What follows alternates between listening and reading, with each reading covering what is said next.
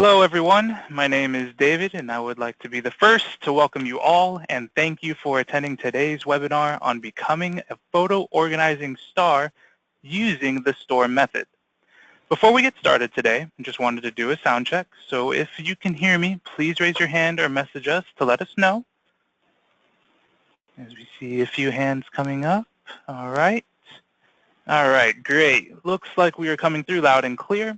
And as it seems like we have some more people joining, I will go over a few things before we get started. First, if you have read our newsletter, you have seen that Easy Photo is under construction. We've been really busy here as the summer starts, as we are adding some warehouse space and increasing workflow to become more efficient.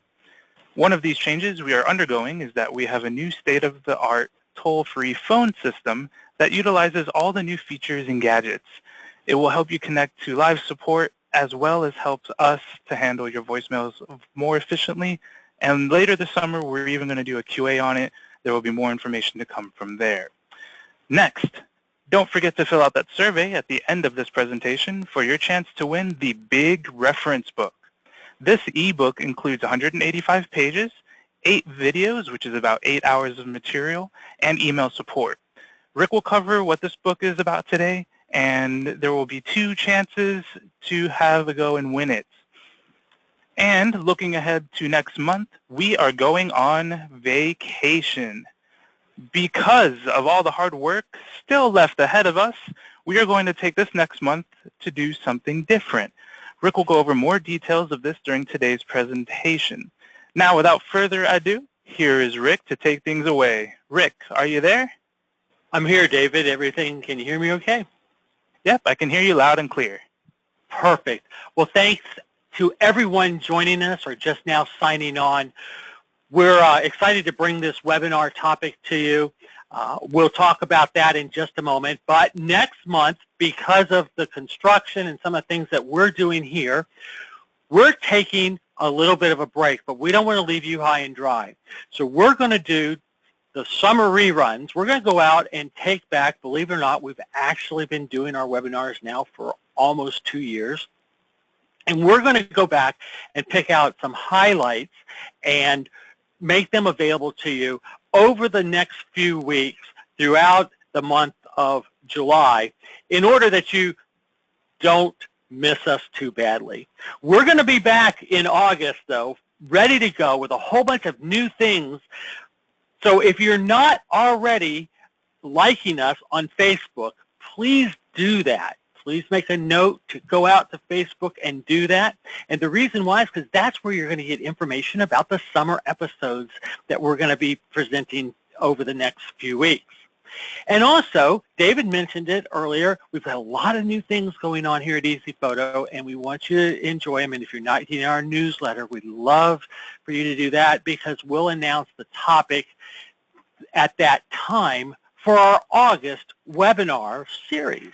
And we'll be real excited about that. That'll be August the 8th. Before I move on, I want to just take a moment, and a lot of people ask us, what's it like to work at Easy Photo Scan? And they ask, we've got some great folks here. And I want to give a shout out and congratulate the Easy Photo and IoTrack team for their efforts and willingness to put on red noses on May the 25th. The staff came together and they raised enough money through their own dedication and hard work to provide hundreds of meals to kids right in our community and throughout the country. And we're so thankful for everything that they did. And isn't that a handsome looking group?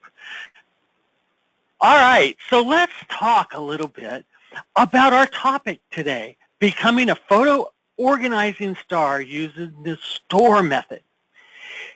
As I introduced this topic, I realized that there are a lot of photo organizers that are probably listening now or will be listening to this recording.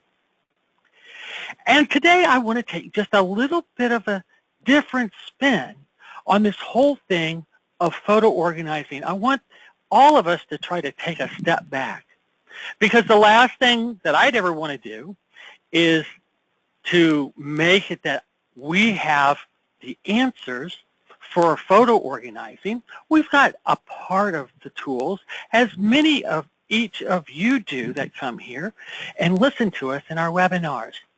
But I want to kind of step back, and the reason I did that is because what happened at the recent APO conference. It was revealing. If you weren't there, I would certainly encourage you to connect with APO and get some of the videos and audio tapes. But we watched as one of the APO leaders kind of gave a confession. And I sat there and listened to it intently, because here was somebody that knew all about organizing, not only just photos, but everything in life.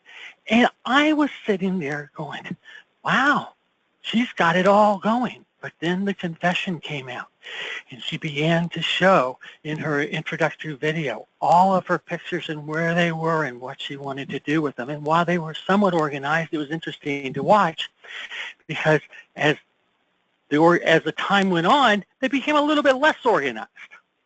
Well, I too am taking on a new project, and I wound up kind of in the same situation that Lisa did.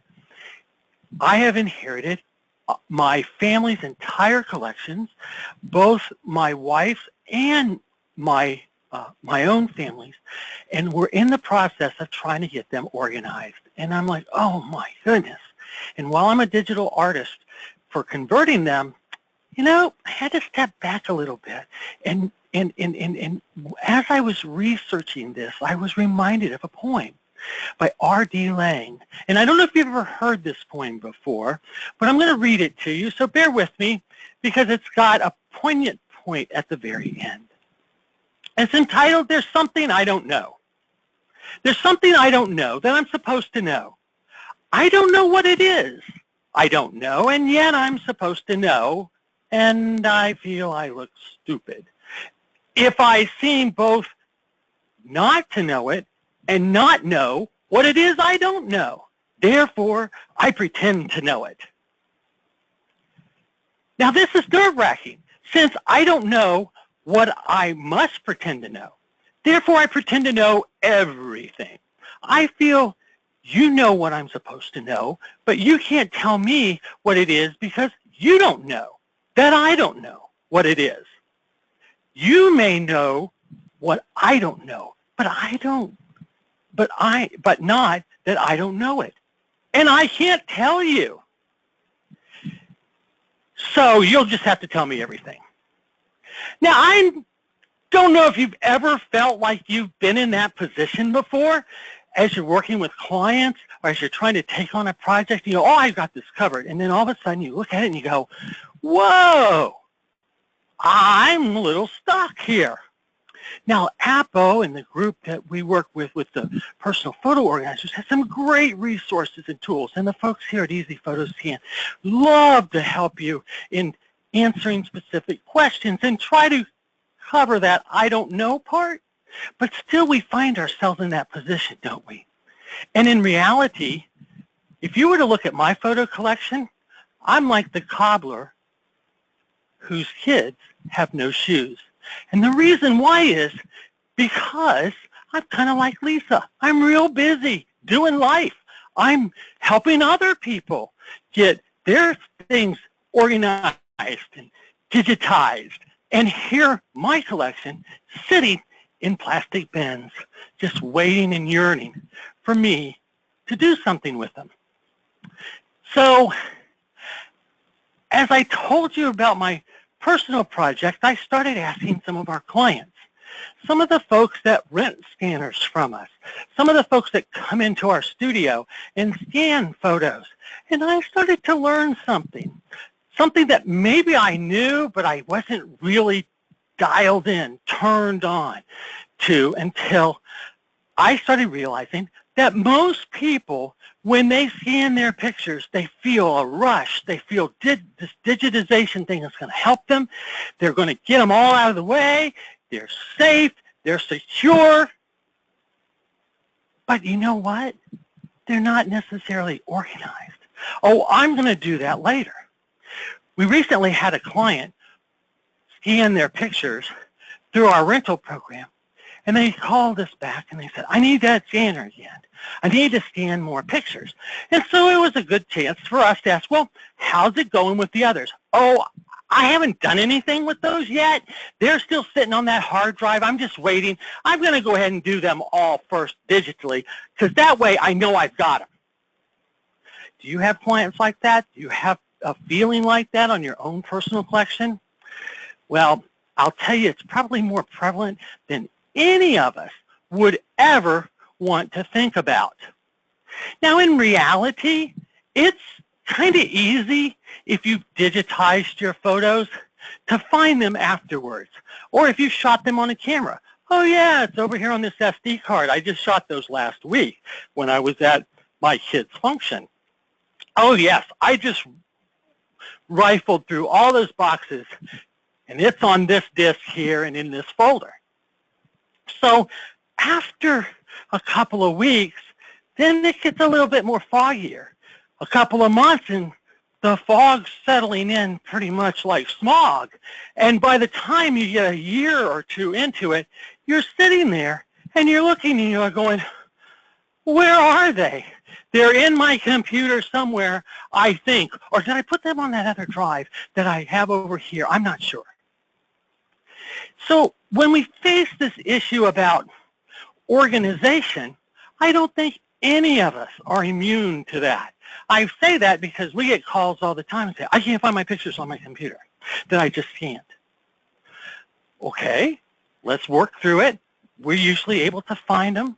Haven't lost very many. But the issue becomes that it's not that hard to get lost with digital items because they're not right there physically and tangibly available to us. And so most people want to shoot or scan their pictures, and they ignore all those crucial steps of organizing their digital photos. And then they're left wondering why they're frustrated when they're trying to sort through them all. Now, this may be preaching to the choir because, as I said, I realize many of you are already in the organizing business, or that you're helping others, or you're in the middle of your project doing your own thing. But you know, we need to all step back because, as I said, none of us are immune, at least from my perspective. I don't think so. And I'm at least willing to confess I'm not immune from that. Because while getting organized can be somewhat difficult, staying organized can be even more daunting. I've been thinking a lot lately as people call us and say, I want to start a photo scanning business, I want to do this, I want to do that, and I want to get in the photo organizing business. And we're like, you know, we'd love to help you any way we can. And then they go, well, I'm just going to put some flyers out, and people have got these boxes of photos, and they're just going to come busting down my doors with everything so that I can digitize them for them. And that may be true. But what I have found is, in our own experience here at Easy Photo, that people have fears. That's right. And a fear is an emotion that protects us from things in our environment. And they've evolved, and they've become, our fears become more complex. We're not so worried about that saber-toothed tiger coming and getting us. We're more refined in our fear set. Dr. Travis Bradbury, he was an author of a #1 best-selling book about emotional fears, put out this list of 10. And I kind of spent some time on this and looked at it and realized that the score is 6-4. And I'll explain why as we go through them. First of all, I feel inadequate. You betcha. Your photo collection doesn't look organized. It's not like the way it should be. It's not like these photo books and up and on the cloud and neatly organized in Lightroom or some other application on your computer. And you can't go, oh yes, on the 3rd of March, 1978, here is that picture. You can't do that. I feel inadequate because my pictures are in a pile all messed up. The other one I felt that was applicable to why people don't want to get motivated to do this is the fear of being judged. My stuff's a mess. If I haul my stuff in, or I let an organizer come in and do my stuff, or I even just, it's a mess. They'll judge me. They'll think this is the way I run my life. The other one is change. Well, what's it going to be like? I can tell you so many times when folks are renting the equipment, and they're wanting to do their scanning, get started in their organization process, or maybe we have somebody come in and wants to do a job here in our studio, and they come in and they go, well, I know we're going to digitize these, I know we're going to scan them, and they're going to get my computer, but I don't understand how the rest of it works. I'm a little fearful about all of this.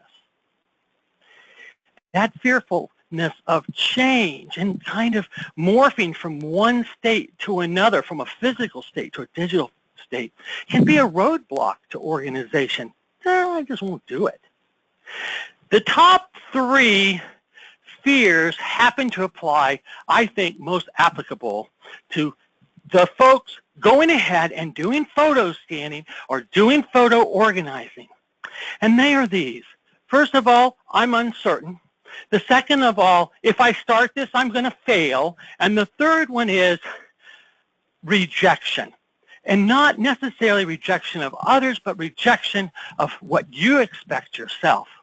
Interesting thing, as I talk to different folks that are involved in the organization of photos, as well as the organization of other things as a business arrangement, whether it be houses or businesses and this type of thing, they tend to have very high expectations. And that also is applicable in folks that are trying to do their collections. They have this, and so they're going to feel rejection themselves. So at 6 to 4, maybe we can overcome that problem, right? But the thing was, when I went back and I looked at them, I saw the 4 that were motivating probably don't weigh heavily enough to outgun the other 6. What are the 4 fears that I didn't feel like I could apply to why people wouldn't do photo scanning? They were getting hurt. Maybe a paper cut, that type of thing. They were, something bad is going to happen. They've been sitting in boxes for 30 years. What's it matter for another 5? They lose their freedom. I don't think anybody's going to come knock on their door and put them in chains because their images aren't organized and digitized. And loneliness. Well, you know, maybe those lonely feelings, I can snuggle up to these pictures, these analog pictures, and do it. So I could even see why that would be a hold against. But wait a minute. When you really dig down and you think about it a little bit more, all 10 of these fears apply. Because not only that, getting hurt, yes, if I lose these pictures, I'm going to lose those memories, and those memories that can hurt. The other is something bad is going to happen. How many times do we see that family standing out in front of a home that has been flooded or blown away by a tornado, looking and scrapping around? They're not looking and scrapping around for their forks and knives. They're not looking and scrapping around for that favorite chair. They're looking and scrapping around for their photos and their memories. So something bad could happen could also be a reason. Losing freedom? What if I can't remember my photos anymore? That's a problem as well. And then finally, loneliness. I tell you, there's been so much solace since my mom passed away, and we have many of her pictures digitized, that I can sit down and grab a few moments of quiet time with my mom and me. So all of these really apply. Now, when there's a company called Fast Company. It's a great website. If you've ever not been there, please. It's a progressive media brand. But on the Fast Company website, John Torsko, founder of Organizing LA, put together some lists of things that organized people do. They seek out tools. They set priorities. They have kind of less stuff. They choose simple solutions. They practice maintenance. In other words, doing it and doing it again. They regularly purge and they project themselves on into the future about what that's going to do. So as we started working with our clients here a little bit more with this vision, all of a sudden we could paint a different picture of what organizing did. We got away from fear and we tried to overcome that with the feeling of, wow, you've got some great tools. Wow, let's set some priorities. Hey, now we've got some simple solutions and simple steps, and we started working through that process. And thus, I set out on my own journey. And my personal journey is to get all of my stuff organized. But you know, I sit in these conferences and I go to these meetings and I read like crazy and research like crazy. And I'm always got three things in mind. And the first one is when I'm really looking for a solution for organizing, and I think what most people are looking for is to make it simple to understand. Now, I love complex problems. I'm majored in math, but I don't like it to be hard when I have to do it with organizing. The other is it's got to be easy to use solutions, things that are kind of simple to use, things that doesn't mean they're not complex, but they're simple for me to understand and to use. And finally, and I think this is the most important one, is to be in step with my own DNA. And what do I mean by that? What I mean by that is, as we look at photo organizing, we look at the needs of the folks, either our own collections or those of others. We need to be thinking about their DNA. What makes them comfortable? The best photo organizers are those that can identify with their clients, understand, and it's not my way or the highway or this is the best way. They get out of them, their clients, or they get out of themselves, they do some deep research inside themselves and say, what is it that you want with these? Now, in my own personal collection, I had this vision. I had this vision of books, and I had this vision of this beautiful cloud structure, and then I had this other vision of neatly organized and everything labeled and metadata in it. I had just the perfect vision in my head. That was 6 months ago. I still have that vision, sorta, but more importantly, I must tell you that I have, in addition to that, I still have all of my stuff still sitting there. Why? Because I've got those fears. And I've got to so I started kind of resetting my priorities. And what I started looking for was a solution that was kind of like that glass slipper that fit nice and neat. You know, one person's shoe can pinch another. So while there may be some fantastic tools that people share when they're in photo organizing meetings and conferences and books and lectures, there is this thing about just being able to identify. And thus, that's where I came across, all by accident, something called organizedpictures.com. Organizedpictures.com, I actually was doing some research on our presentation we did for metadata. And I stumbled and bumbled across this site and I was, wow, this is kind of really interesting. I'll come back to this and look at it a little bit more. I got a little bit of nugget from what I was looking for the presentation I was on, and then I was on my way, and a couple of days later I sat down and I dug in to this a little bit more and realized that I was starting to feel pretty comfortable in the shoes that I was trying on. And I started to realize that all of a sudden there were things that I could identify. And so we're going to take the next few minutes and I'm going to share with you those things. And I hope that you can identify with them, whether you're an expert or someone that is just started into organizing yesterday. And the reason why is because while we may think we know things, we may not know those things, and therefore we wind up pretending to know them, and everybody thinks, and it's, you got it, the cat chasing its own tail. So what is this process of S.T.O.R.E? The S.T.O.R.E method for organizing. Well, the first thing that identified it was that it's been around, and it was developed about 10 years ago. And it was developed by an engineer. So we talked a little bit about DNA. I told you my background was in mathematics, and so we got a little likeness there. So I could kind of identify with the way they were approaching the topic. The other thing was that the creator of this organizedpictures.com was an avid camera guy. And I mean avid. He had a collection of about 100,000 pictures. And he collected those 100,000 pictures and then realized there was no real order to them. And so he set out, as many people who are successful in the organizing business, to fix their own personal problem.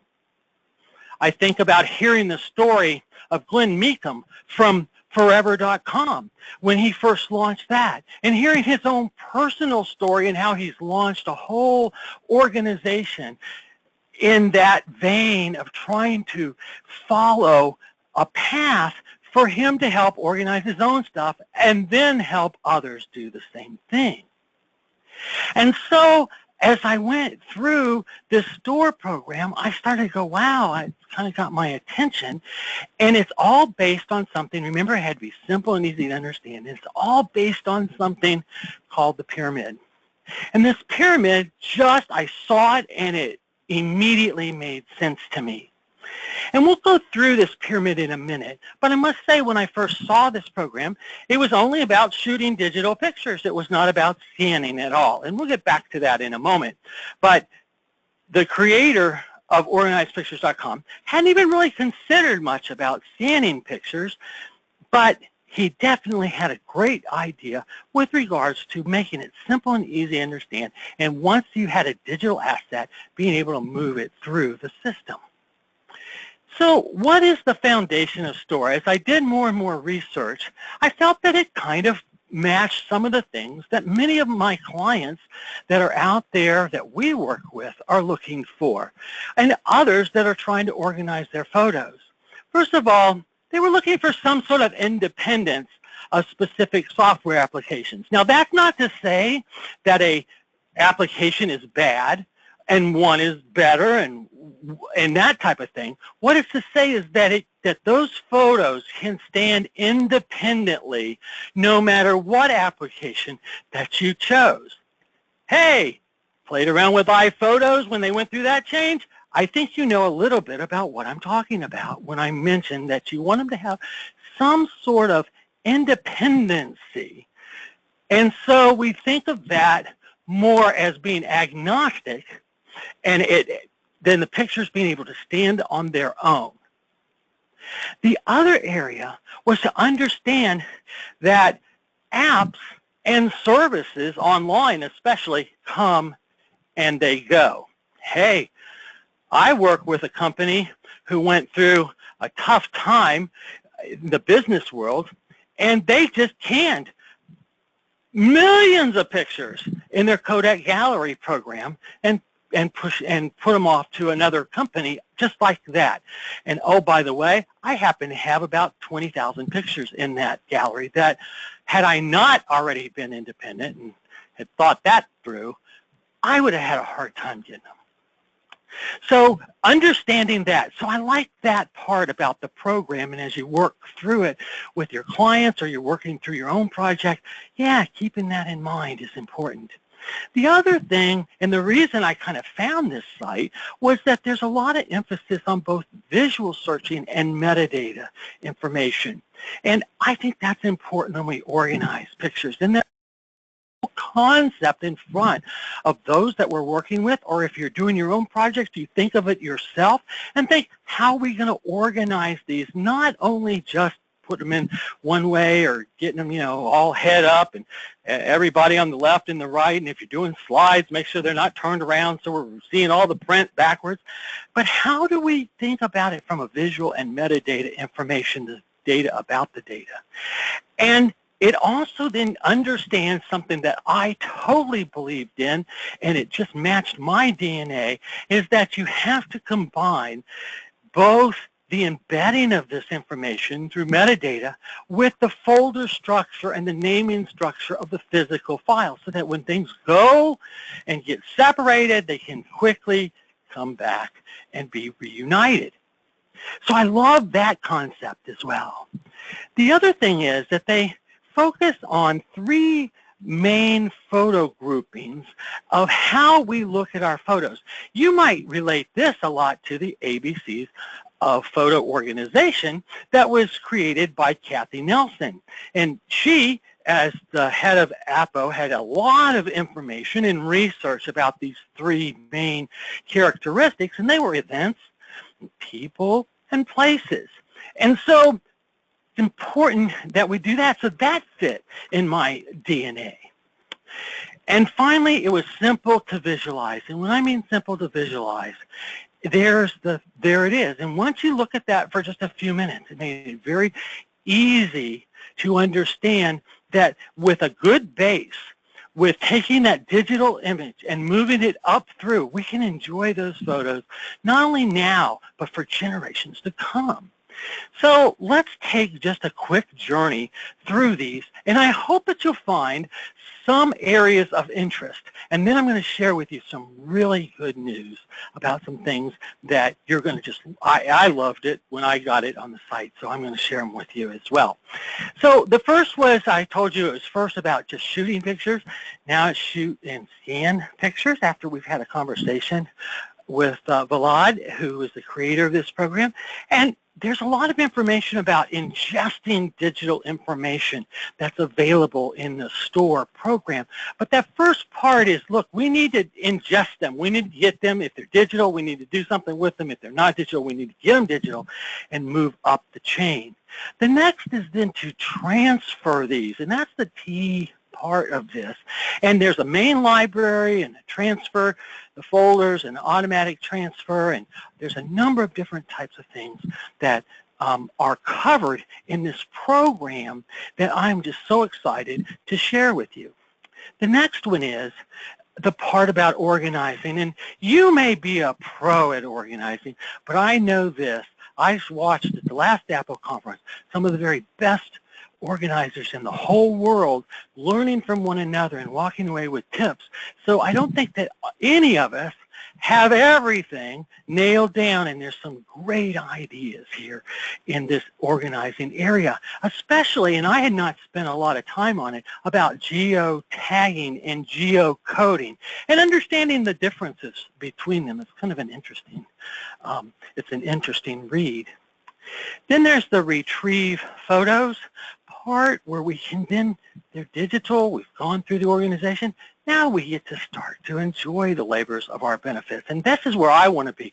This is the vision I want to sell people when I work with them, is that, hey, look, we want to retrieve these things. We want to work through the ability not only of just getting them scanned and getting them into a computer and getting them organized, but I want to retrieve them. I want to be able to make it simple and easy to help find them. And then comes the real fun. That's the export to wherever you want to go.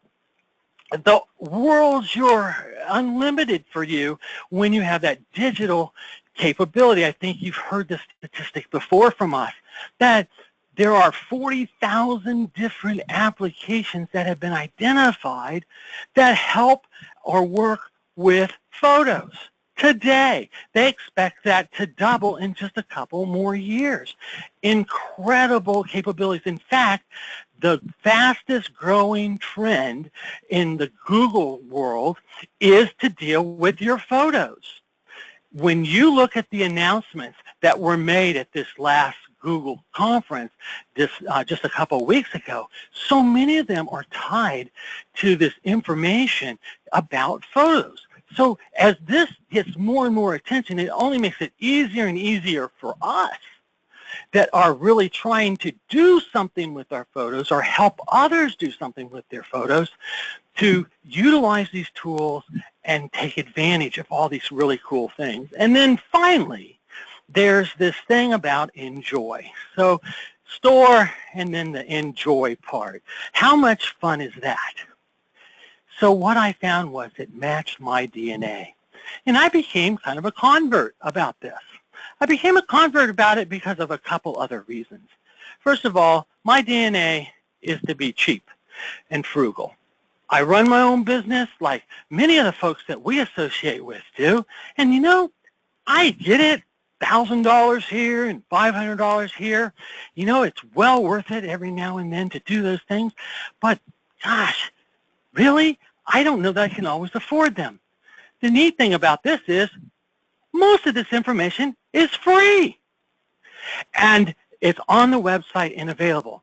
Now, there are some courses and some ebooks, and we're going to give away 2 of the ebooks and the videos that go with it. But you'll find the vast majority of this information there, quickly available on their website. And the nice thing about this is if you want to invest, you're only looking at investments of $20 here, $5 to $7 there. So it's a minimal investment if you really want to kind of get it all so you can quickly analyze it and have it available. If you want to share it with your clients and help them understand a little bit better about what you do or what the vision is. So that's why I got so excited about this. When I looked at it and I started realizing that it matched my DNA, I jumped into the tutorial part. And while we could spend the next 2.5 hours, and we won't do that, but we could go through each one of these individually, I wanted to share with you this rich treasure trove of information and invite you to participate and just going and looking it out, because maybe there's something you don't know that maybe this can help. And here's the thing. In the introduction, they look at kind of the basic types of things, you know, the problem, you've got these piles of stuff, you need to get them organized. They look at tags and folders and the comparisons and the debates, and they look at kind of this strength and weakness and threats for using tags in the correct way. So there's all these kind of fundamentals that they look at.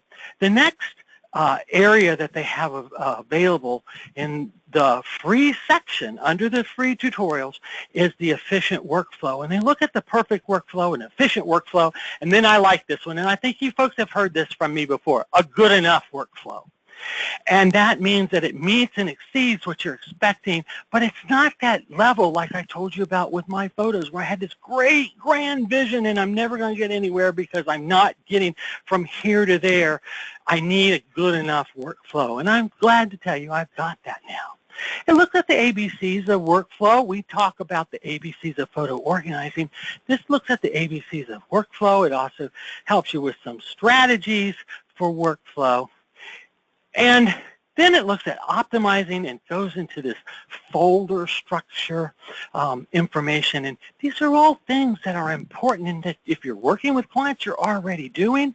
But maybe this will help give you a different perspective or an understanding or something that you can share with your clients that will give you a better way to help them to understand the challenges that you're facing in your job and to cost justify why I'm paying an organizer and to understand exactly what the end goal is in getting not just digitization, but getting it all the way through the process and all the way through that enjoyment stage where I can export them and use them.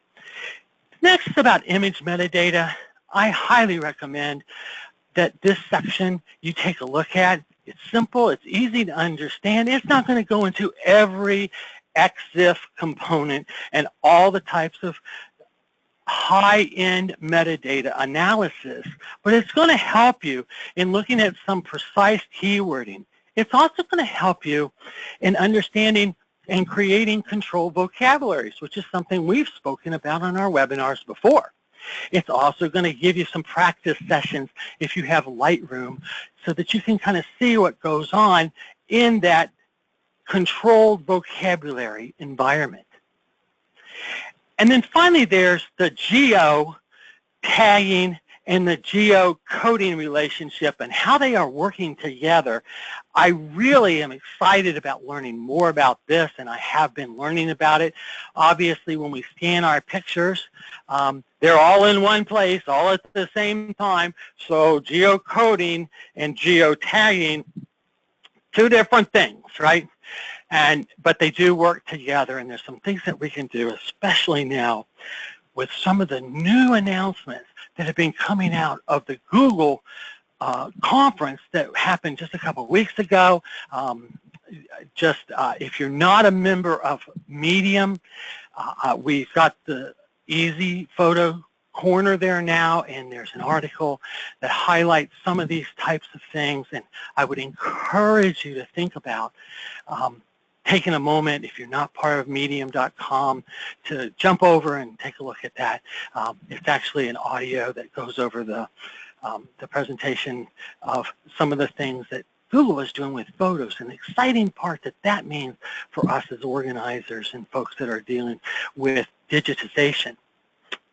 The next is to find your photos, and they look at different ways to, that's that retrieving part, right? And they look at some of these different ways to go through them and to find them, and we've covered some of this before in our metadata conference, but 3 easy steps to find pictures, and I picked up a lot of great ideas, and it makes it simple and easy, because that's so important when you're working with your clients or you're working with your own family, organizing photos. And then backing up. If you're involved with the Association of Personal Photo Organizers, you understand the importance of backing up. I don't know that this will teach you a whole lot more, but it certainly drives home the point, if you wanted to share some of this information with your clients, about why it is so important and why it doesn't have to be so hard. And then there's the part about sharing.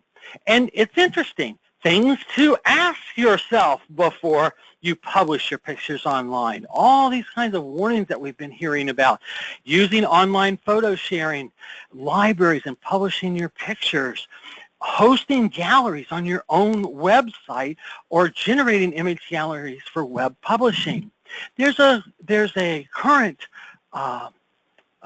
suit against Google right now in the state of Illinois, where they have applied facial recognition to a photo that was on the web, and they're now being sued for it. That has huge ramifications for us as we move on into the future, depending on which way the court decides. So it's important that we stay not only abreast of these things, but also cognizant of them if we're working with others or we're working with our family's photos. So always important things to think about. And that is the end of our presentation. I'm going to jump up to our first slide, and I'll invite any questions. I did want to share with you just a couple of things, and that is that in the next 2 weeks, we are going to have 2 sessions where we are looking for input from those that are attending this presentation or others that watch it on the